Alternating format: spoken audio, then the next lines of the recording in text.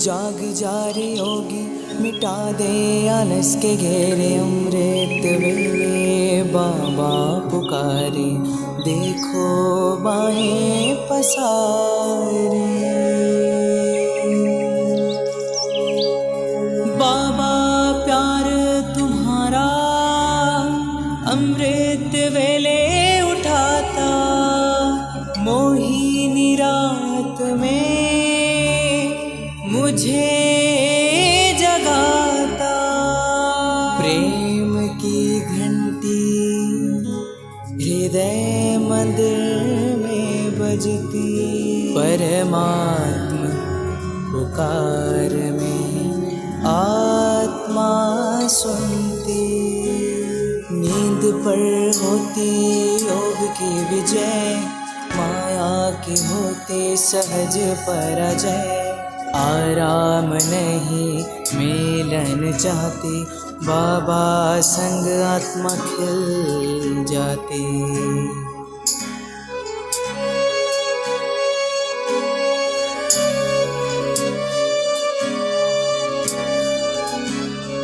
अपने कहा रात को अलविदा, परवाना हुआ क्षमा पे फिदा। समय से पहले बाबा जगाते, नयन खुलते ही मिलन कराते। प्रेम में भीगा मन संकल्प मुस्काते, माया के बंधन स्वयं कट जाते। ठंडी गर्मी बारिश अब तप के साथी, मौसम की मार अब ना डराती।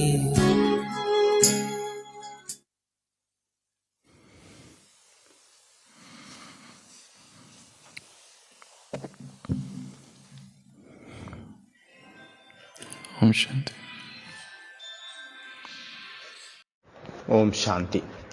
யுகமாற்றத்தின் நுழைவாயில் அமிர்தவேலை யோகா அப்படிங்கிற 108 நாள் பட்டி என்னுடைய 86வது நாள் 15/10/2025.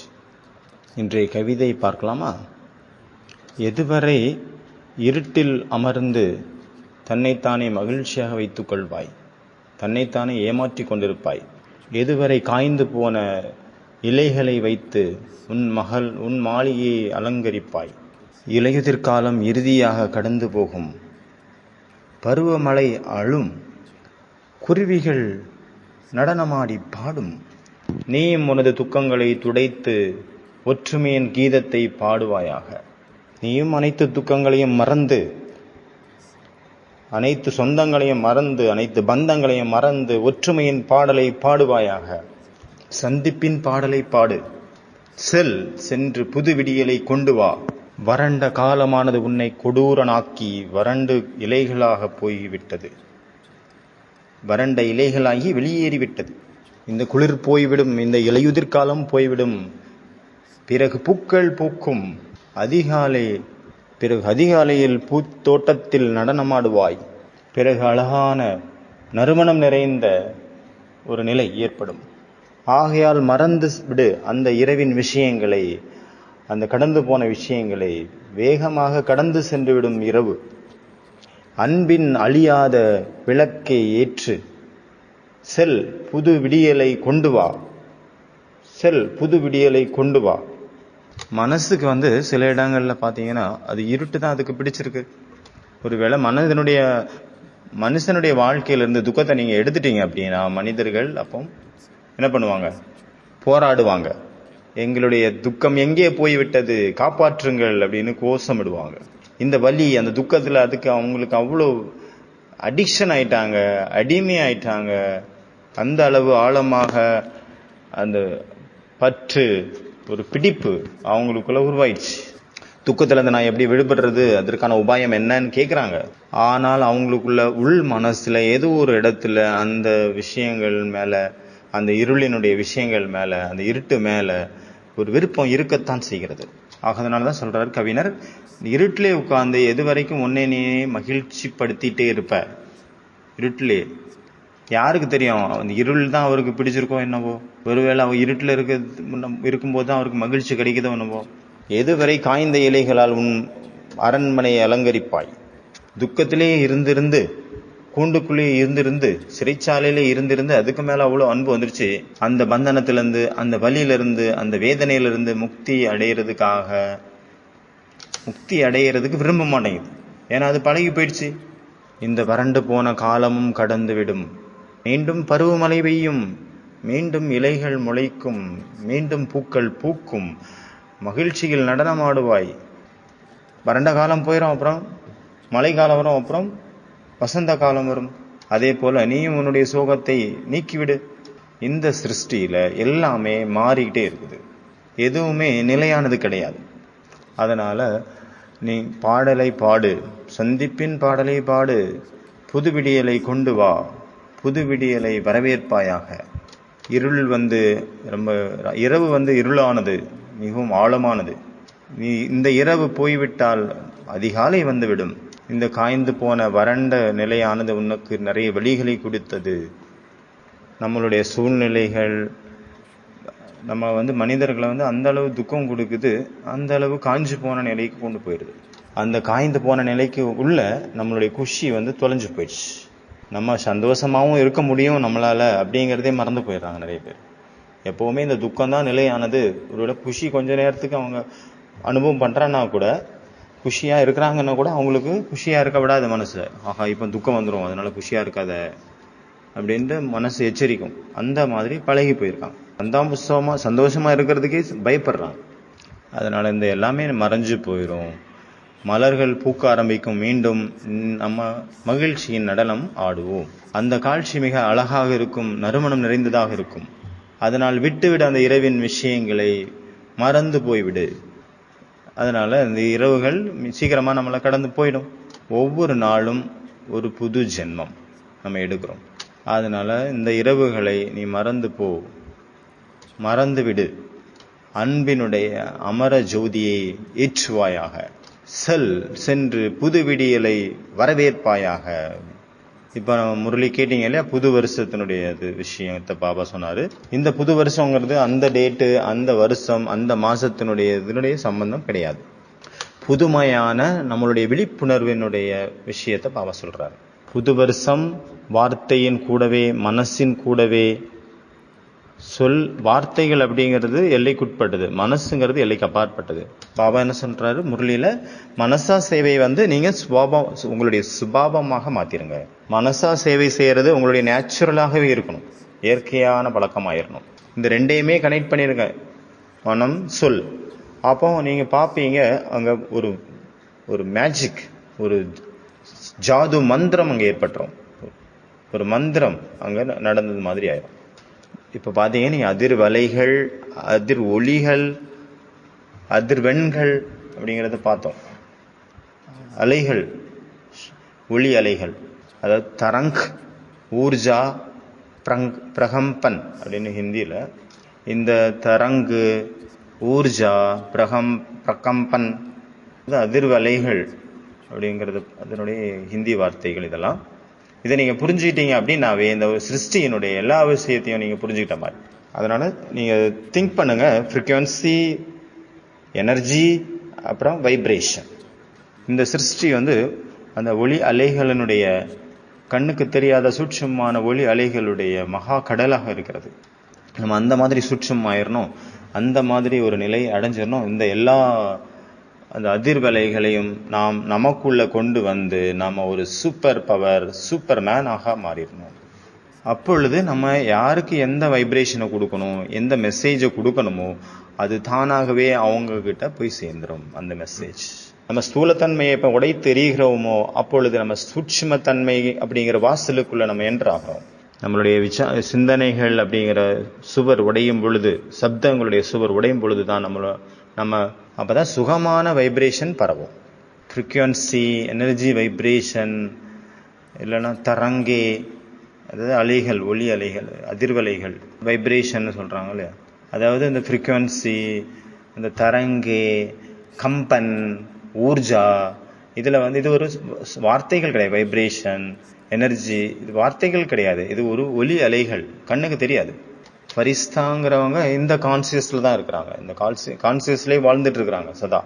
அவங்க ஸ்தூலமான கான்சியஸ்ல இருக்க மாட்டாங்க, அவங்க சூட்சுமமான கான்சியஸ்ல இருப்பாங்க. வைப்ரேஷன்ல தான் அவங்க வாழ்ந்துட்டு இருக்கிறாங்க, சூட்சுமத்தன்மையோட வாழ்ந்துட்டு இருக்காங்க, அந்த அதிர்வலைகள்ல வாழ்ந்துட்டு இருக்கிறாங்க, அந்த தரங்கே வைப்ரேஷன் அதிலேயே வாழ்ந்துட்டு இருக்கிறாங்க. நம்ம இந்த ஸ்தூலமான விஷயங்களை எதெல்லாம் நம்ம தியாகம் பண்றோமோ அது தியாகம் அல்ல, அது நம்மளுடைய தொல்லைகள் இருந்து விடுபட்ட ஒரு திருவிழா. நம்ம ஸ்தூலமான பொருட்களை விடுவது தியாகம் கிடையாது, அது என்ன, ஒரு கொண்டாட்டத்தினுடைய ஒரு விஷயம். அது ஒரு கொண்டாட்டம், நம்மளுடைய முன்னேற்றம் நடக்குது அந்த இடத்துல. அப்போ அது கொண்டாட்டம் தானே. என்னெல்லாம் ஸ்தூலமான விஷயத்தை நம்ம விட்டுட்டே இருப்போமோ, நமக்குள்ள இருந்து விடுபட்டு போயிட்டு இருக்கிறோமோ, எந்த அளவு நம்ம டோஸ், எந்த அளவு இந்த கெப்பாசிட்டி நம்ம விடுறோமோ அந்த அளவு நம்ம சூட்சுமத்துல நம்ம என்டர் ஆகிறோம். முக்கியமா சொல்லணும்னா போஜன், சாப்பாடு. ரொம்ப ஸ்தூலமான விஷயங்கள்ல, இந்த உலக விஷயங்கள்ல யார் வாழ்றாங்களோ அவங்களுடைய மனசு ஒரு பொழுதும் பறக்காது. உணவு நம்மள பூமியோட கட்டி போடுது. சாப்பாடு அதிகமா சாப்பிட்றோம் அப்படின்னா அந்த உலகத்துல தான் நம்ம இருப்போம். எப்படி உடல் ரீதியாகவும் சரி வெயிட் அதிகமாயிரும், இந்த பூமி சீக்கிரமா எந்திரிச்சு நடக்க முடியாது. அதே போல மன ரீதியாகவும் அவங்களால பறக்க முடியாது. அப்புறம் பழங்கள் சாப்பிட்றீங்கன்னா அது உங்களை பறக்க வைக்கும்.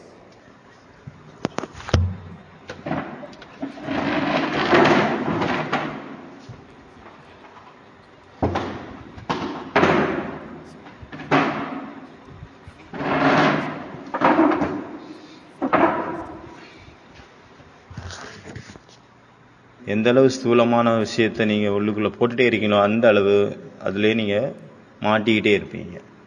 இந்த உலகமானது கவலைகளினுடைய கடல். இப்ப பாபா அழகான விஷயத்த சொன்னாரு அந்த முரளியில. நம்ம எந்த ஒரு இடத்துல நமக்கு ப்ராப்ளம்ஸ் இருக்கோ, நம்ம அந்த கான்சியஸ்னஸ் விட்டுட்டு இன்னொரு கான்சியஸ்னஸ்ல நம்ம ஜம்ப் பண்ணணும். இதுதான் அந்த பிரச்சனைகள்ல இருந்து விடுபடுவதற்கான ஒரு சாதனம். சட்டில் கான்சியஸ்னஸ், சூட்சுமமான ஊர்ஜா, சூட்சுமமான அந்த ஆள் மனசுக்குள்ள சூட்சுமமான சக்திகளுடைய ஒளி அலைகள். அதனால ஃபுல் டே அந்த ஊர்ஜா, அந்த சக்தியிலேயே விளையாடிட்டே இருக்கேன். சூட்சுமமான சக்திகளோடு ஃபுல் டே அந்த பிரகம்பனம் அப்படிங்கிற அந்த அதிர்வலைகள் கூடவே விளையாடிட்டே இருங்க. தரங்கம் சீக்கில் தேரேனா, தரங்கு அப்படின்னா அதுவும் அந்த அதிர்வலைகளுடைய இன்னொரு பேரு. அது கூட விளையாடிட்டே இருங்க. வைப்ரேஷன், எனர்ஜி, தரங்கு, அப்புறம் கம்பன், அதிர்வலை எல்லாமே ஒண்ணுதான். மேல மேல மேல மேல மேல. பரிஸ்தா எப்படி இருப்பாங்க, பரிஸ்தா யாரா இருக்காங்களோ அவங்க ஹையர் லெவல்லே வாழ்வாங்க சதா. அவங்க மேல் ஃபீமேல், ஆண் பெண் அப்படிங்கிற அந்த லெவல்ல அவங்க வாழ மாட்டாங்க. அதையும் தாண்டிய நிலையில அவங்க வாழக்கூடியவங்க, அவங்க தான் பரிஸ்தா. அவங்க பாடி லெவல்ல அவங்க வாழ மாட்டாங்க. ஸ்தூலமான விஷயத்துல வாழ்றவங்க கிடையாது, அவங்க சாப்பாடுனுடைய விஷயத்துல வாழ்றவங்க கிடையாது. அவங்க அந்த சாப்பாடுங்கிற அந்த ப்ரோக்ராம்ல இருந்து விடுபட்டவங்க. நம்ம மனசு கம்ப்யூட்டர் மாதிரி, அதுக்கு என்ன ப்ரோக்ராம் கொடுக்குறீங்களோ அது அதே போலவே செஞ்சிடும். எப்படி நம்ம சாட் ஜிபிடி இருக்கு, அப்புறம் ஏஐ இருக்கு அப்படின்னா அதுல எந்த மாதிரி நம்ம கேள்வி கேட்கிறோமோ அந்த மாதிரி அது பதில் சொல்லும். கூகுள்ல நம்ம எந்த மாதிரி கொஸ்டின் கேட்போமோ அந்த மாதிரி தான் அது நடக்கும். அவங்க எப்படி கம்ப்யூட்டர்ல ப்ரோக்ராம் பண்ணி வச்சிருக்காங்களோ அதுக்கேற்ற மாதிரி அதை ஆன்சர் பண்ணும். நம்ம பிரேக்ஃபாஸ்ட், டின்னர், லஞ்சு, நடு ஸ்நாக்ஸ், அது இதுன்னு நம்ம செட் பண்ணி வச்சிருக்கோம்னா அதுக்கேற்ற மாதிரி தான் அது செயல்படும். நம்ம ஒருவேளை அதனுடைய ப்ரோக்ராமை மாத்திட்டோம் அப்படின்னா அது தானாகவே நேச்சுரலாகவே உடனே மாறி அதுக்கேற்ற மாதிரி செயல்படும். அதனால எல்லா விளையாட்டும் நம்ம கண்டிஷன் மற்றும் நம்மளுடைய ப்ரோக்ராம் அதை பேஸ் பண்ணி தான் இருக்கு. நம்மளுடைய பழக்க வழக்கம் என்னது, ப்ரோக்ராமிங் தான். நம்ம ப்ரோக்ராம் பண்ணி வச்சுட்டோம். இது கண்டிஷனிங் வேற இருக்குது. எனக்கு இது வேணும், எனக்கு அது வேணும், எனக்கு அது வேணும், என் தந்தையை சாப்பிட்டே ஆகணும், இல்லைன்னா செத்துருவேன் அப்படிங்கிற மாதிரி இருப்பாங்க. காலையில டீ குடிக்கலைன்னா எனக்கு தலைவலி பிச்சுக்குது ஐயோ அப்படிங்கிற மாதிரி செட் பண்ணி வச்சுட்டாங்க. இப்ப என்ன சொல்லுவாங்க, அது குடிக்கலைன்னா எனக்கு தலைவலி வந்துடும் அப்படிம்பாங்க. ஒரு கணவர் வீட்டுக்கு போறாரு, அவங்க ஒரு மனைவி அவருக்கு சாப்பாடு கொடுக்குறாங்க. அதாவது சப்ஜி, ஆலு சப்ஜி பண்ணி வச்சிருக்காங்க, அதாவது உருளைக்கிழங்கு சப்ஜி. அவரு அந்த பிளேட்டை தூக்கி வீசிடுறாரு. சொல்றாரு, எனக்கு உருளைக்கிழங்கு பிடிக்காதுல்ல, எனக்கு சுத்தமா பிடிக்காது. அவங்க சொல்றாங்க மனைவி, ரொம்ப ஆச்சரியமா இருக்கே, சோமவார் திங்கக்கிழமை ராத்திரி நீங்க உருளைக்கிழங்கு சாப்பிட்டீங்க, அப்ப ரொம்ப பிடிச்சிருந்தது உங்களுக்கு. செவ்வாய்க்கிழமை ராத்திரி ஆலு சாப்பிட்டீங்க, அப்பவும் உங்களுக்கு ரொம்ப பிடிச்சிருந்தது, நல்லா இருந்தது. புதன்கிழமையும் சாப்பிட்டீங்க உருளைக்கிழங்க, அப்பவும் நல்லா இருக்குன்னு சொன்னீங்க. குருவாருக்கு வியாழக்கிழமையும் நீங்க ஆலு சாப்பிட்டீங்க, உருளைக்கிழங்கு சாப்பிட்டீங்க, அப்பவும் ரொம்ப சூப்பரா இருக்குன்னு சொன்னீங்க. அப்ப இன்னைக்கு திடீர்னு எப்படி வெறுப்பு வந்தது அந்த உருளைக்கிழங்கு மேல? டெய்லி டெய்லி டெய்லி டெய்லி அதே அதே அதே அதே இதுதான் ப்ரோக்ராமிங். இந்த ப்ரோக்ராமும் புரிஞ்சுக்கணும். நம்ம என்னவா இப்போ இருக்கிறோமோ அது நம்மளால் செய்யப்பட்ட ஒரு ப்ரோக்ராமிங். நம்மளே ஒரு இதில் வகுத்து வச்சுருக்கோம், அவ்வளோதான். அது உண்மை இல்லை. நம்மளே ஃபிக்ஸ் பண்ணி விட்டோம். ஒரு மூட நம்பிக்கை ஆகட்டும், இல்லைன்னா எந்த ஒரு காரியமாகட்டும், எந்த ஒரு பழக்கமாகட்டும், புகை பழக்கம், மது பழக்கம், எதாக இருந்தாலும் பய உணர்வு எல்லாமே நம்மளே ப்ரோக்ராம் பண்ணி வச்சுருக்கிறோம். காரணகர்த்தா நம்ம தான், வேற யாரும் இல்லை. மற்றவங்க ஒவ்வொருத்தரும் யாரெல்லாம் இருக்காங்களோ அந்த உலகத்தில், ஒவ்வொருத்தரும் அவங்களுடைய ப்ரோக்ராமிங் செய்யப்பட்டு, அவங்களாலே ப்ரோக்ராம் செய்யப்பட்டு அவங்களாலே செயல்பட்டு இருக்காங்க. நம்ம ஒவ்வொரு மனிதரும் ஒவ்வொருத்தரும் அவங்களுடைய காரியத்தில் அவங்க பர்ஃபெக்ட். நம்ம இந்த உலகத்தில் யாரையும் மாற்றுறதுக்காக வரல. நம்ம என்ன பண்ணோம், நம்ம சக்திசாலியாக மாற்றணும் நம்மளுடைய மனசை. அந்த ஒரே ஒரு காரியம் தான் நம்மகிட்ட இருக்குது. இப்போ மனசு எப்போ சக்திசாலியாக மாறுது, அதாவது ஒரு பூக்குது அப்படின்னா அதனுடைய நறுமணம் நாலா பக்கம் தானாகவே பரவுது. ஒரு விஐபி வராரு அப்படின்னா அவர் சொல்றாரா, நான் இது அதிகமாக நறுமணம் கொடுப்பேன், பூ சொல்லுதான் அப்படி, இவர் பெரிய விஐபி அதனால இவருக்கு அதிகமாக நான் நறுமணத்தை கொடுக்க போறேனே அப்படின்னு சொல்லுதா? இவர் துக்கமா இருக்கிறாரு, இவருக்கு துக்கம் அதிகம், அதாவது துர்நாற்றம் அதிகம், அதனால என்னுடைய எல்லா நறுமணத்தையும் அவனுக்கு கொடுத்து அவனை சரி பண்ணி அவனை சுகமா மாத்திடுவேன். அந்த நறுமணத்துக்கு யாருக்கிட்டையும் எந்த ஒரு வேலையும் கிடையாது. அது பாட்டுக்கு அதனுடைய வேலை செஞ்சுட்டே இருக்கு, அவ்வளவுதான். அதனுடைய காரியம் அதனுடைய நறுமணத்தை பரப்புறது, அது பரப்பிட்டே இருக்குது. மனசு எப்போ சுத்தமாக தூய்மையாக பவித்திரமாக ஆயிடுதோ அப்போ தானாகவே இந்த நறுமணம் பரவுது. நம்ம ஒண்ணுமே செய்ய வேண்டிய அவசியமே இல்லை. யார் அந்த எல்லைக்குள்ள வர்றாங்களோ அவங்களுக்கு அனுபவம் ஏற்படும். விட்டு அந்த ராத்திரியின் விஷயங்களை, அந்த இரவின் விஷயங்களை. அதனால அந்த மறந்து விடு அந்த இரவின் விஷயங்களை. எனக்கு இந்த மாதிரி நடந்தது, எனக்கு இந்த மாதிரி நடந்தது. அதனால ஒவ்வொருத்தருட்டையும் இந்த மாதிரி மிக நீளமான கர்மத்தின் கதைகள் இருக்குது. எல்லாருக்கிட்டையும் ஒரு ராமருடைய கதை இருக்கு, ராம் கதா.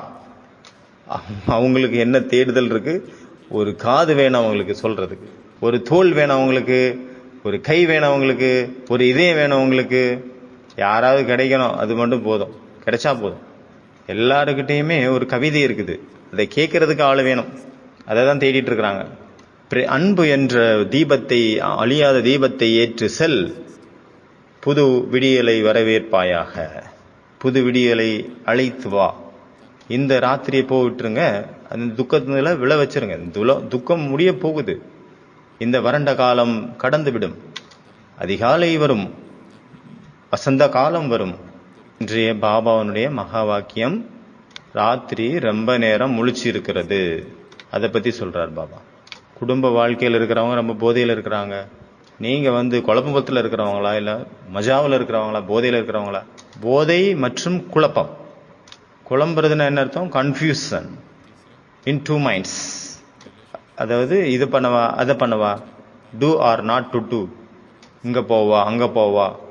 அதாவது முச்சந்தியில நின்றுகிட்டு எந்த பக்கம் போறதுன்னு தெரியாம தவிக்கிறது. 2 படகுல காலை வச்சுட்டு தவிக்கிறது. இல்லை இங்கே அங்கேயா, அங்கே அங்கேயா. To be or not to be, to be or not to be, to do not to do. அந்த மாதிரி ஷேக்ஸ்பியருடைய அந்த கவிதை இருந்தது இல்லையா? To do not to do, to be not to be. செய்யவா செய்யமா கூடாதா, செய்யலாமா வேண்டாமா, போகவா போகக்கூடாதா, வரலாமா வரக்கூடாதா, சாப்பிடலாமா சாப்பிடக்கூடாதா, தூங்கலாமா தூங்கக்கூடாதா. நிரந்தரமாக அந்த டிசிஷன் எடுக்க முடியாத அந்த நிலையில உட்கார்ந்து இருக்குது அந்த மனநிலை. ரைட் சைடு போவா, லெஃப்ட் சைடு போவா, மேலே போவா கீழே போவா, ஆப்ஷன் ஏ எடுத்துக்கவா இல்ல ஆப்ஷன் பி எடுத்துக்கவா, இந்த டிபார்ட்மெண்ட்ல இருக்கவா இல்ல வேற டிபார்ட்மெண்ட் போகவா, இந்த ஊர்ல இருக்கவா இல்ல வேற ஊருக்கு போயிருவோமா, இந்த சென்டருக்கு போகவா இல்ல வேற சென்டருக்கு போவா, இல்ல சென்டரையே மாத்திரலாமா, சரண்டர் ஆகவா இல்ல வேலை செய்யவா, இல்ல மதுபன் போகவா, ஃபுல் டைம் ஜாப் பண்ணவா இல்ல பார்ட் டைம் ஜாப் பண்ணவா, நைட் டியூட்டி மட்டும் எடுத்துக்குவா இல்ல பகல் டியூட்டி மட்டும் எடுத்துக்குவா, இல்ல ஈவினிங் டியூட்டி மட்டும் எடுத்துக்குவா. நிரந்தரமாக இன்டர்னல் கன்ஃபியூஷன்ல வாழக்கூடியவங்க. இங்கே இருக்கவா இல்ல இருந்துடலாமா இல்ல திரும்பி போடலாமா, எந்திரிச்சு போயிடவா இல்ல எந்திரிச்சிட்டு மறுபடியும் தூங்கிட்டு மறுபடியும் எந்திரிக்கவா. அமிர்த வேலையில் அந்த மாதிரி தானே தாட் வருது. பிராமண வாழ்க்கையினுடைய ஒவ்வொரு செகண்டும் உடல் மனம் செல்வத்தின் மூலமாக எப்பொழுதும் மகிழ்ச்சி. யார் யாருக்கு மகிழ்ச்சி? உடல் மனம் பொருள். உடலினுடைய சுகம் எப்போ கிடைக்கும்? உடலில் எப்போ மகிழ்ச்சி கிடைக்கும்? உடல் எப்போ ஆரோக்கியமாக இருக்கும்? அப்போ தான். உடல் ஆரோக்கியமாக இல்லை, உடல்லையே நிறைய வியாதி இருக்குது அப்படின்னா எப்படி மகிழ்ச்சியாக இருக்க முடியும்? அடுத்தது செல்வம், பணம். என்கிட்ட பணமே இல்லை, நான் அப்படியே பிச்சைக்காரனாக இருக்கேன், எனக்கே தரித்திரத்தாவாக இருக்குது. அதனால் பணத்துக்கும் செழிப்புக்கும் என்ன வித்தியாசம்? இது ஹோம்ஒர்க்கு, இது யோசிங்க. சிலர்கிட்ட வந்து நிறைய பணம் இருக்குது, ஆனால் அவங்கள செழிப்பு இல்லை, இந்த செல்வங்கிறது இல்லை முழுமையாக. இந்த உலகத்தில் சொல்லுவாங்கள்ல 16 செல்வம் 16 பெற்று பெருவாழ்வாள்க. அந்த செல்வம் அது பணம் மட்டும் இல்லைல்ல, 16 செல்வங்கள். அந்த மாதிரி பணம் மட்டும் இருக்குது, ஆனால் அவங்கள்ட்ட செல்வங்கள் இல்லை, செழிப்பு இல்லை அப்படின்னா என்ன ஆகும்? உடல், மனம், பொருள். 4வது என்ன? மக்கள், அதாவது சம்பந்தம், தொடர்பு. நம்மளுடைய சம்பந்தங்கள், நம்மளுடைய சொந்தங்கள். நம்மகிட்ட உடல், மனம், பொருள் எல்லாமே நல்லா தான் இருக்குது, ஆனாலும் நம்ம சம்பந்தங்களில் கசப்பான நிலை இருக்குது. யாரு கூட நம்ம ஒத்து போகிறதில்ல, யாருக்கும் எனக்கு பிடிச்சவங்களா இல்லை, எல்லாருமே எனக்கு முரண்பாடாக இருக்காங்க. அப்படின்னா ஒருத்தர் இன்னொருத்தர் கூட ஒத்து போகல, 2 பேர் தான் இருக்காங்க ஒரு வீட்டில், ஆனாலும் பல வருஷம் ஆகி போச்சு, 2 பேரும் பேசிக்கவே இல்லை. ஒரே ரூமில் தான் இருக்காங்க, 20 வருஷமாக பெட்டு பக்கத்தில் தான் இருக்குது, ஆனால் 1000 மைல் தூரத்தில் இருக்காங்க இதயத்தில். அதனால ஓய்வாக இருக்கிறீங்க, ஓய்வாக சாப்பிட்றீங்க, ஓய்வாக இருக்கிறது, சாப்பிட்றது, தூங்குறது, படிக்கிறது, வேற என்ன வேணும்? படிக்கிறதும் ஓகே தானே, கரெக்டாக படிக்கிறீங்க தானே? அமிர்த வேலை இருக்குது, இல்லை அமிர்த வேலை தூங்கிடுறீங்களா? இந்த மாதிரி சில குழந்தைங்க செய்கிறாங்க. நிறைய குழந்தைங்க ராத்திரி ஃபுல் டே தூங்கிட்டு முழிச்சிட்டே இருக்கிறாங்க. அப்புறம் சொல்கிறாங்க காலையில் தூக்கம் வந்துருச்சு. ஒரு சேவை செஞ்சு, அதாவது சேவை ராத்திரி ஃபுல்லாக சேவை பண்ணாங்க, அதனால அமிர்த வேலை தூங்கிட்டாங்க. ஒரு சேவை பண்ணீங்க எக்ஸ்ட்ராவா, அதுக்காக அமிர்த வேலையை விட்டுருவீங்களா? அப்போ சேமிப்பு ஆகலையே.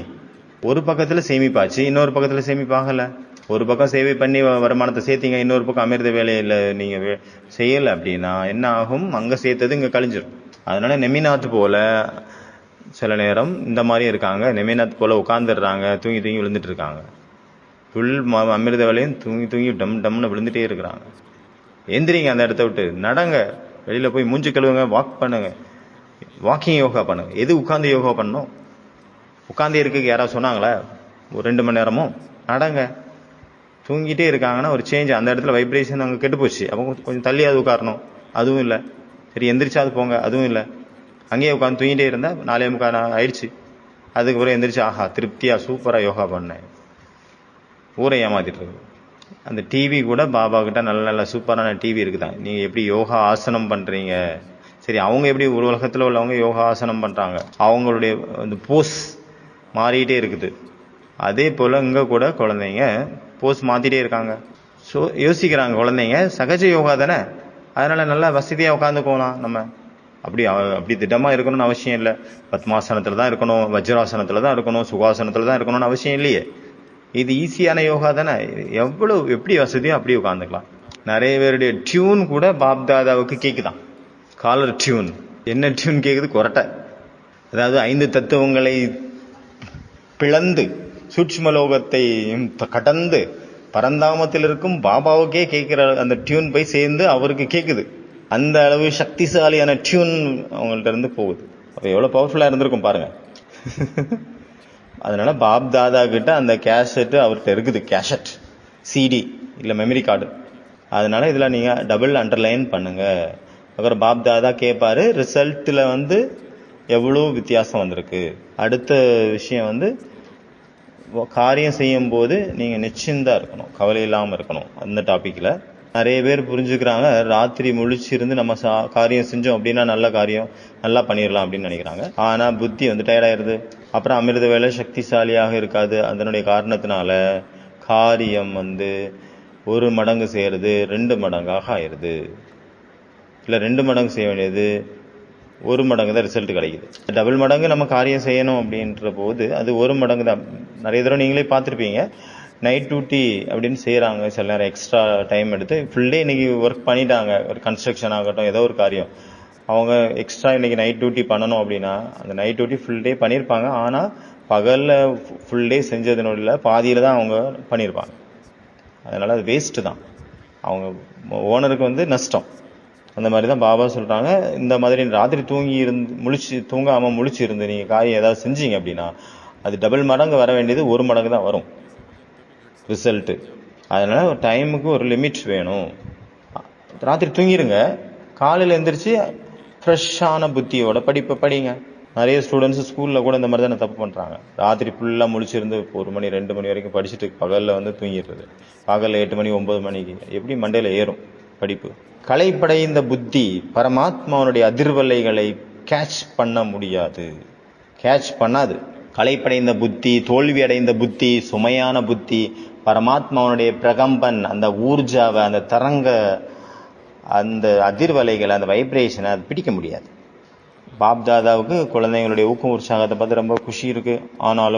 ஆனாலும் ஒரு லிமிட் இருக்குதுல்ல. குஷி அதிகமாயிடுச்சு அப்படின்ட்டு அதிகமாக டைம் எடுத்து ராத்திரி ஃபுல்லாக சேவை பண்ணுறதுக்கு யாரும் சொல்லலை. தூங்கிடுங்க, காலையில் எழுந்திரிச்சு செய்யுங்க. அதனால சதா புத்தியை ஃப்ரெஷ்ஷாக வச்சுக்கோங்க. ஃப்ரெஷ் புத்தியின் மூலமாக என்ன ஒரு காரியம் செய்வீங்களோ அது பர்ஃபெக்டாக இருக்கும். யாருடைய புத்தி வந்து ஃப்ரெஷ்ஷாக இருக்குமோ அந்த ஃப்ரெஷ்ஷாக இருக்கிற புத்தியின் மூலமாக அவங்க 1 மணி நேர காரியம் 2 மணி நேரம் காரியத்தை 1 மணி நேரத்தில் செஞ்சிடும். எந்த ஒரு சேவை உங்களுடைய முன்னேற்றத்தை வந்து கீழே கொண்டு வருதோ அந்த சேவையை நீங்கள் செய்யாதுங்க, அதை நிறுத்திடுங்க.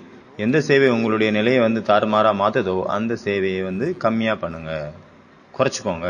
எப்படி ராத்திரி முழிச்சிருக்கீங்க, 12 மணி 1 மணி வரைக்கும் நீங்கள் முழிச்சிருந்து அந்த மாதிரி காரியம் செய்கிறதுனால அமிர்த வேலை ஃப்ரெஷ்ஷாக இருக்கிறது டயர்டாக இருக்கும். நிறைய சென்டரில் நான் பார்த்துருக்குறேன், அவங்களுடைய சென்டரில் மீட்டிங்கே 10 மணிக்கு தான் ஆரம்பிக்கிறாங்க. சேவையினுடைய மீட்டிங் ஸ்டார்டிங்கே 10-10:30 தான் ஸ்டார்ட் பண்ணுறாங்க மீட்டிங்கு. அப்புறம் அது வந்து 12 மணி வரைக்கும் அது நடக்குது அந்த மீட்டிங். உட்கார்றது கூட நியமப்படி உட்காரணும். ஆமாம், சொல்லப்போனால் எந்திரிப்பாங்க 12 மணி 12:30க்கு எந்திரிச்சா, தூங்கினாலும் கூட எந்திரிச்சிடுறாங்க 3:30க்கு. ஏன்னா நமக்கு பழக்கம் ஆயிடுச்சுல, டெய்லி காலையில் 3:30க்கு எந்திரிக்கக்கூடிய பழக்கம் ஆயிடுச்சுன்னா நீங்கள் எத்தனை மணிக்கு தூங்கினாலும் அத்தனை மணிக்கு தானாகவே கண்ணு முழிச்சிரும். நியமப்படி நீங்கள் எந்திரிச்சிடுறீங்க லேட்டாக தூங்கினா கூட. ஆனால் அமிர்த வேலை சக்திசாலியாக இருக்காது. அப்போ முழு நாளினுடைய நினைவு மற்றும் சேவை அதில் வந்து பேலன்ஸில் வித்தியாசம் வந்துடுது. சேவை செய்கிறதில்ல, சேவையினுடைய ப்ராக்டிக்கலில் கொண்டு வரதில்ல, பிளான் போடுறதில்ல வித்தியாசம் வந்துடுது. நிறைய டைம் எடுத்தது. அதனால் ராத்திரி நேரம் அதிகமாக எடுக்கிறீங்க அப்படின்னா அதை கட் பண்ணிவிட்டு 12 மணிக்கு பதிலாக 11 மணிக்கு தூங்கிடுங்க. இது வந்து எல்லாருக்காகவும் கிடையாது. அதுக்குன்னு எல்லாரும் 11 மணிக்கு தான் நான் தூங்குறேன் பாபா சொல்லிட்டார் அப்படின்னு நினச்சிக்க கூடாது. இல்லைன்னா எல்லாரும் அட்வான்டேஜ் எடுத்துப்பாங்க. யார் 12 மணிக்கு தூங்குறாங்களோ டெய்லி ஒரு காரியம் வச்சுருப்பாங்க, அதனால் 12 மணி ஆயிரும், அதுக்கப்புறம் தூங்குறாங்கன்னா அவங்களுக்காக. எல்லாரும் இதை அட்வான்டேஜ் எடுத்துக்கூடாது, புரிஞ்சுதா? அதனால் 1 மணி நேரம் இந்த எக்ஸ்ட்ரா நீங்கள் உங்களுக்கு டைம் கிடைக்கும் போது எக்ஸ்ட்ரா நீங்கள் உடம்புக்கு ரெஸ்ட் கொடுக்குறீங்க அப்படின்னா அமிர்த வேலை சூப்பராக இருக்கும். புத்தி ஃப்ரெஷ்ஷாகவும் இருக்கும். இல்லைன்னா நம்மளுடைய மனசு வந்து அரிச்சிட்டே இருக்கும். சேவை தான் நான் சேவை என்னவோ பண்ணிகிட்டு இருக்கேன், ஆனால் நினைவினுடைய சாற்று எவ்வளோ இருக்கணுமோ அவ்வளோ இல்லை அப்படின்னு மனசு அரிச்சிட்டே இருக்கும். சேவை பண்ணிட்டு தான் இருக்கும், சேவை பண்ணுவோம், ஆனால் நினைவு இல்லை. அப்போ என்ன கேட்டீங்க? ராத்திரி சேவை பண்ணி அமிர்த வேலையினுடைய அமிர்தத்தை குடிக்காம போயிடாதுங்க. அப்போ இது நஷ்டத்தினுடைய வியாபாரம் தானே, லாபமான வியாபாரம்னு சொல்ல முடியாது. இது எப்படிப்பட்டது? நஷ்டமான வியாபாரம். அப்போ எதுக்கு அதை பண்ணணும்? பரமாத்மாவனுடைய கிரணங்களை நீங்கள் பிடிக்கணும், கேட்ச் பண்ணணும் அப்படின்னா அதிகாலையில் சீக்கிரமாக எந்திரிக்கணும். அதனால அப்படின்னா ராத்திரி சீக்கிரமாக தூங்கணும். யார் ராத்திரி வந்து தீபத்தை ஏற்றி வச்சுட்டு இருக்காங்களோ அவங்க காலையினுடைய கிரணங்களை இழந்துருவாங்க. இப்போ ரொம்ப முக்கியமான மகத்துவபூர்வமான கேள்வி என்ன அப்படின்னா, ராத்திரி லேட்டாக தூங்குறதுக்கான காரணங்கள் என்னென்ன? 50 காரணம் சொல்லுங்கள். அதாவது ஒரு காரணம் வந்து மாயாவினுடைய காரணம், இன்னொன்று வந்து சேவையினுடைய காரணம். அதோட ஃபர்ஸ்ட் காரணம் என்னன்னா சேவை அப்படின்னு வச்சுக்கலாம் ஸ்தூல ரீதியாக. ஒன்று வந்து சேவை, அந்த மாதிரி சேவை சில நேரத்தில் வந்து ஒரு மன அமைதி இல்லாத நிலையிறது, இல்லைன்னா ரொம்ப எக்ஸைட்மெண்ட் ஆயிடுது. அதனால அதுக்கப்புறம் தூக்கம் வர மாட்டேங்குது. அப்புறம் ஃபுல் டே சேவையிலேயே பிஸியாக இருக்காங்க, பாபா நினைவு சுத்தமாக இல்லை, பிஸியாக இருந்தாங்க, டைட்டாக இருந்தாங்க. அப்போ நீங்கள் தூங்குறது கட்டிலுக்கு போகிறீங்க அப்படின்னா அந்த நேரத்தில் போன பிறகு உள்ளுக்குள்ளே ஒரு உறுத்தல், ஒரு அசாந்தி, மனசு வந்து எம்டியாக ஃபீல் ஆகும். ஏன்னா பகல் நேரத்தில் ஃபுல்லாக மனிதர்கள் கூடவே இருந்தோம், அதனால் ஒன்றும் தெரியல. அப்புறம் தனியாக நம்ம ரூமுக்கு வந்தோம், இருட்டாக இருக்குது. அப்போ நமக்குள்ளே இருக்கக்கூடிய அந்த அமைதியற்ற தன்மை வெளியே பொங்கி வருது. அந்த அமைதியற்ற தன்மையின் காரணத்தினால நமக்கு தூக்கம் வர மாட்டேங்குது. அதனால் மனிதர்கள் முழிச்சே இருக்காங்க, தூக்கம் வர மாட்டேங்குது. அதனால கூட லேட் ஆகிடுது. 9 மணிக்கே போயிடுறாங்க பெட்டுக்கு, ஆனால் 11 மணி 12 மணிக்கு தான் தூக்கம் வருது. அப்புறம் 2வது காரணம், ஒரு சுமையே இருக்குது. இன்னைக்கு இந்த காரியம் முடிக்கல, அந்த காரியம் முடிக்கல, ஏதோ ஒன்று பெண்டிங்கில் இருக்குது, அதனுடைய சுமை. அதாவது அன்ஃபினிஷ்டு டாஸ்க், டெட்லைன்ஸ். அந்த டெட்லைன்ஸை பூர்ணம் பண்ணுறதுக்காக அந்த மனசு ஓடிட்டு இருக்கு. இன்னைக்கு கடைசி நாள், நாளைக்கு எக்ஸாம், 40 முரளி இன்னும் படிக்க பாக்கி இருக்குது. அப்போ இன்னைக்கு ஃபுல்லாக முழிச்சு இருந்து ஃபுல் வாணியம் 40 வாணியம் படிச்சுட்டு தான் அப்புறம் தூங்கணும். 1 மணி வரைக்கும் படிக்கிறாங்க. இதனுடைய அர்த்தம் என்ன? பிளானிங் சரியா இல்லை, சரியா பிளான் பண்ணலை. ஃபர்ஸ்ட் என்ன பார்த்தோம்? அன்ஃபினிஷ்டு டாஸ்க்கு, அதாவது நிறைவு பெறாத காரியம் பாதியிலே பெண்டிங்காக இருக்கிறனால அது கூட ஒரு சுமையை நம்மளை மனசு அமுத்தும். 3வது கேஃபின் இன்டேக், காஃபி குடிக்கிறது, டீ சாப்பிட்றது, இல்லைன்னா ராத்திரி எனர்ஜி ட்ரிங்க் எடுக்கிறாங்க அப்படின்னா தூக்கம் வராது. ஏன்னா இது எல்லாமே தூக்கத்தை இல்லாமல் பண்ணிடுது. ஹெர்பல் டீ குடிங்க, ஆனால் ஹெர்பல் டீ எந்த ஹெர்பல் டீ? சைலன்ஸ் அப்படிங்கிற ஹெர்பல் டீ. அதுக்காக ராத்திரி போய் ஹெர்பல் டீயை போட்டு குடிச்சிட்டு இருக்கக்கூடாது. என்ன ஹெர்பல் டீ? சைலன்ஸ், அதுதான் ஹெர்பல் டீ. அதுக்காக நிறைய பேர் க்ரீன் டீ குடிக்கிறாங்க, ஸ்தூல ரீதியான க்ரீன் டீ, அதாவது உடம்பை குறைக்கிறதுக்காக. க்ரீன் டீ குடிக்கிறதுனால எப்போ உங்களுடைய வெயிட் கம்மியாகும் அப்படின்னா, நீங்களே இந்த மலையில் ஏறி போய் அங்கே இருக்கிற க்ரீனுடைய அந்த இதை பறிச்சுட்டு டீ போடுறீங்க அப்படின்னா தான், அப்புறம் குடிக்கிறீங்க அப்படின்னா தான் உங்களுடைய வெயிட் குறையும். சும்மா எந்த கஷ்டமும் படாமல் க்ரீன் டீ போட்டு குடிச்சிட்டே இருந்தீங்கன்னா உங்கள் வெயிட்டு குறையாது. 4வது digital distraction, screen, phone, TV, laptop, அதுலேருந்து ப்ளூ லைட்டு வந்துட்டே இருக்குது. லேப்டாப் ஆகட்டும், டேப் ஆகட்டும், ஃபோன் ஆகட்டும், டிவி ஆகட்டும், கம்ப்யூட்டர் ஆகட்டும்.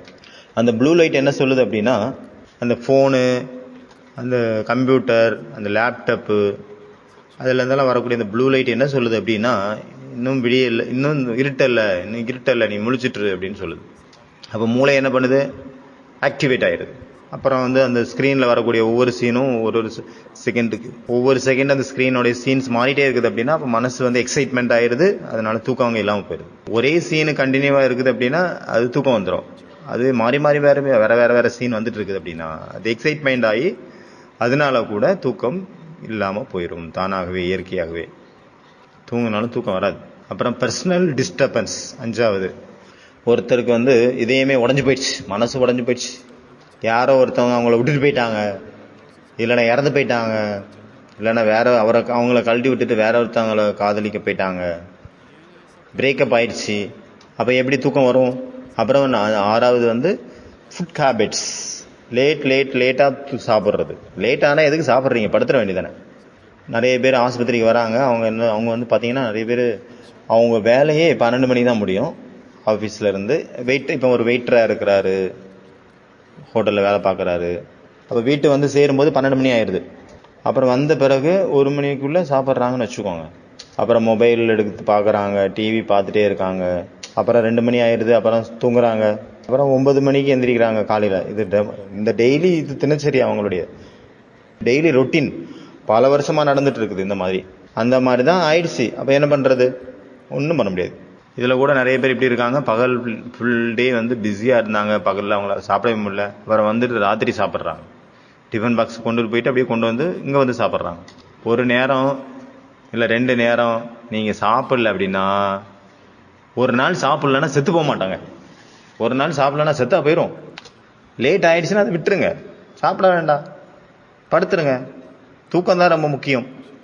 அவசியமே இல்லை. தண்ணி குடிங்க, தண்ணி குடிச்சிட்டு தூங்கிடுங்க. இல்லைன்னா வேற ஏதாவது எடுத்துக்கோங்க, லைட்டான ஃபுட்டு. அடுத்தது 7வது காரணம் கேம்ஸ் விளையாடுறாங்க இல்லையா?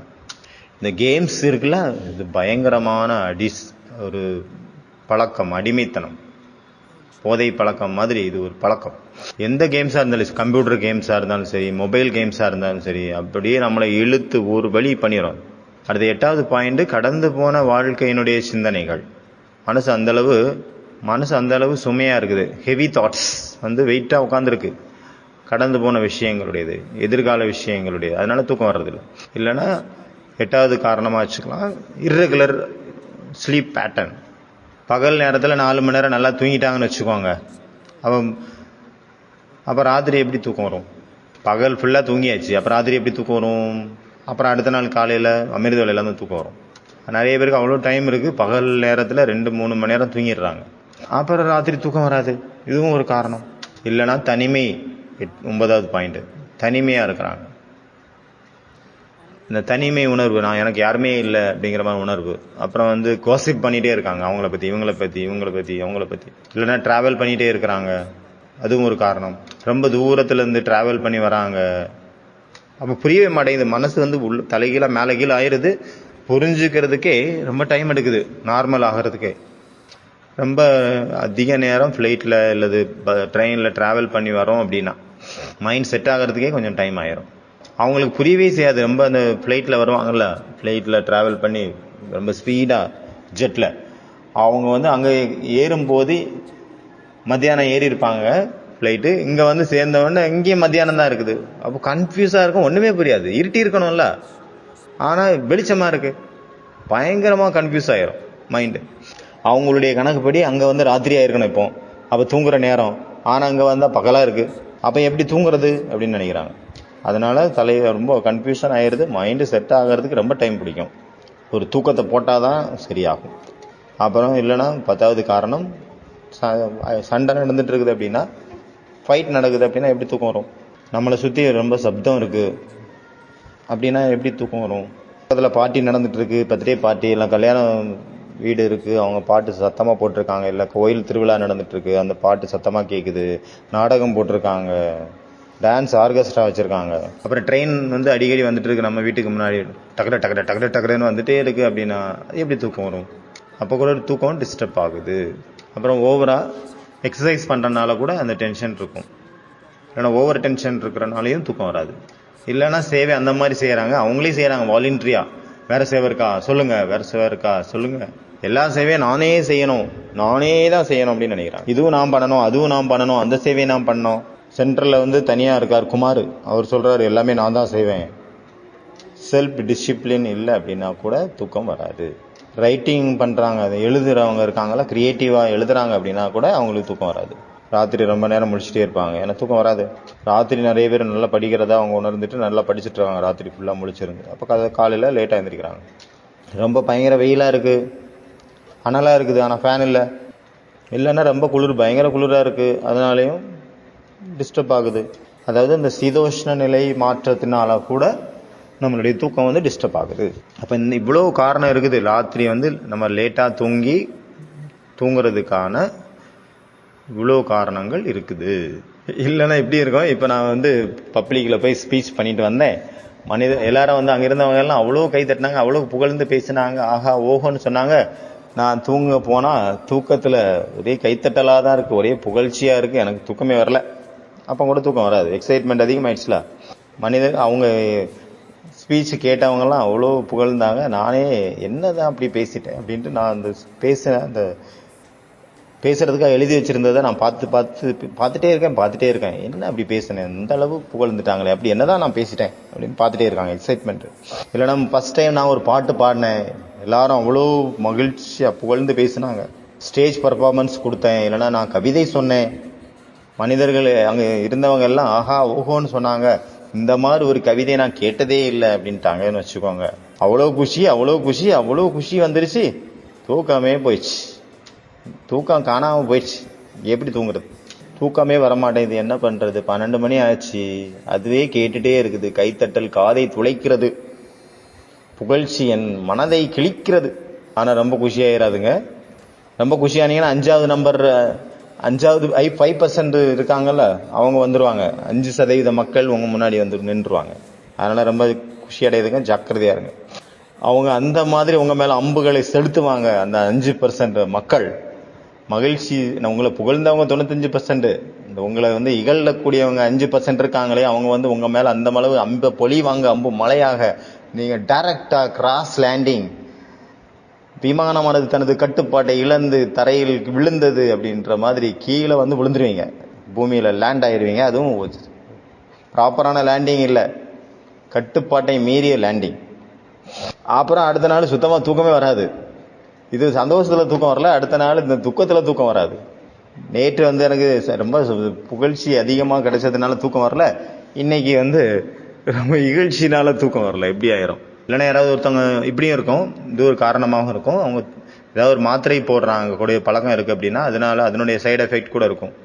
சில மாத்திரைகள் அந்த மாதிரி இருக்கு, அதனால இன்சோமினியா ஆகுது, அதாவது தூக்கமே வர மாட்டேங்குது. அந்த மாத்திரைகள் அந்த அளவு எக்ஸைட்மெண்ட்டை கொண்டு வந்துடுது. இப்போ பாபா என்ன சொன்னாரு, ராத்திரி அனுசாசன், நம்ம சரீரத்தின் மீது கொடுமைகளை விதைக்க கூடாது. சரீரத்தை கொடுமைப்படுத்தாதுங்க, கஷ்டப்படுத்தாதுங்க. சரீரத்திற்கு கொடுமைகள் அவசியம் அல்ல, அதற்கு கட்டுப்பாடுகள் தான் முக்கியம். அது இயற்கையினுடைய துணைவன். இந்த உடம்பு இயற்கையினுடைய துணைவனுக்கு மேல ஒரு பொழுதும் கொடுமைகள் செய்யாதுங்க. அதை அதுக்கு ஒரு ரெகுலரா கொண்டு போங்க.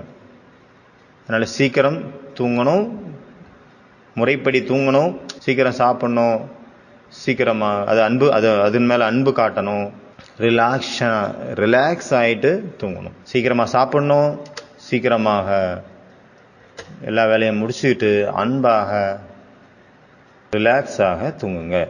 தூங்குறது அப்படின்னா சமர்ப்பணத்தன்மையோட தூங்கணும், பாபாவுக்கு எல்லாத்தையும் கொடுத்துட்டு. உண்மையான ஹைஜின் அப்படின்னா என்ன அப்படிங்கிறத அதன் மேல காரியம் செய்யுங்க. சமர்ப்பணம் பண்ணிருங்க, எல்லாத்தையும் பாபாவுக்கு கிளீன் பண்ணிருங்க, உங்களை நீங்களே ஹைஜின் ஆக்கிருங்க. அப்புறம் பாபா நினைவில் தூங்குங்க. அப்புறம் பாபாவுக்கு ஏதாவது எழுதுங்க, இல்லை ஏதாவது விஷயங்கள் எழுதுங்க, அப்புறம் தூங்குங்க. ஏதாவது படிங்க, அதுக்கு பிறகு தூங்குங்க. சொமான்ல இருந்து தூங்குங்க. நல்ல சிந்தனைகள் செய்துட்டு தூங்கணும்.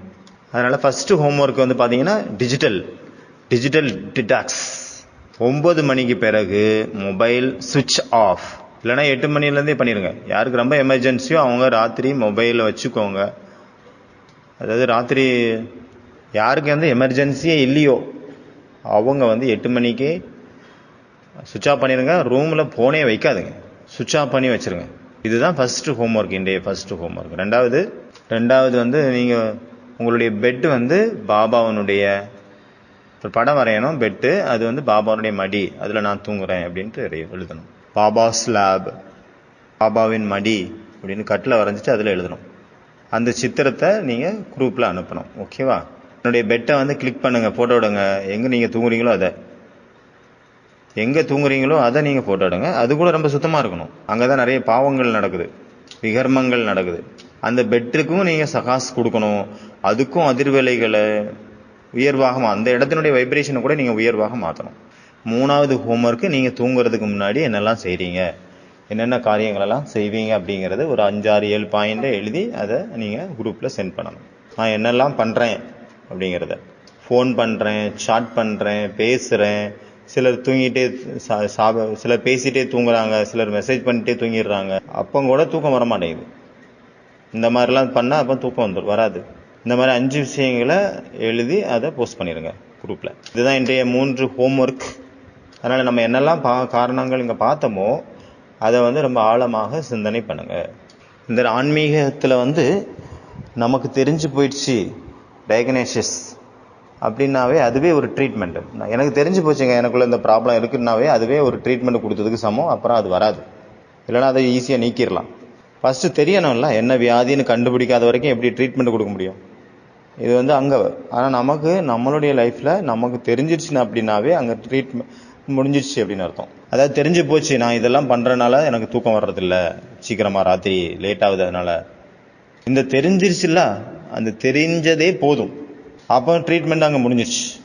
மெடிக்கல் மாதிரி கிடையாது, முதல்ல செக் பண்ணணும், அப்புறம் கண்டுபிடிக்கணும், எல்லா டெஸ்ட் எடுக்கணும், அப்புறம் கண்டுபிடிப்பாங்க, அப்புறம் ட்ரீட்மெண்ட் பண்ணுவாங்க. அந்த மாதிரி கிடையாது. இங்கே கண்டுபிடிச்ச உடனே அங்கே ட்ரீட்மெண்ட் முடிஞ்சிருச்சு. ஏன்னா டயக்னோசிஸ் இங்கே பண்ண உடனே, அதை கண்டுபிடிச்ச உடனே, நமக்கு தெரிஞ்ச உடனே ஆத்மாவுடைய ஆழமான விழிப்புணர்வு முழிச்சுக்குது.